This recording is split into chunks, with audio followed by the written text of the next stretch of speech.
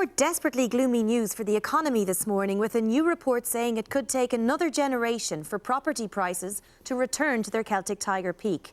Joining us is Maurice Tunney, Chief Economist with Friends Forever. Maurice, this is a terrible day for homeowners.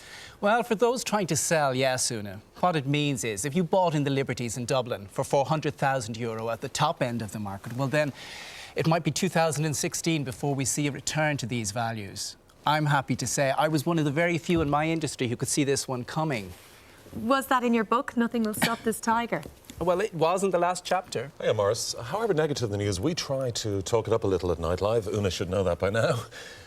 I've got a friend out there who's really suffering. Let's call him Mr. X. He's probably watching this at home. He's sitting on 7 apartments in Dublin, 2 off the plans in Naas, a couple of student flats in Bristol, a hotel thing in Belgium. Don't ask. What do you say to Mr. X tonight? Well, I would suggest that he take the next taxi to Dublin Airport. Oh, right. Seriously. Do the rents cover the mortgages? Not including the Belgian thing, he's in for 6G a week. He's also looking after his mother, who's effectively a non-paying tenant. I don't know what the story is with the widow's Well, then pensions. he needs to sell, take a hit and get out.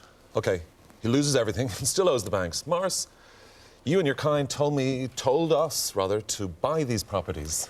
Well, terms and conditions do apply. Funny, we might as well have Fergus Gibson on. Hey. Who?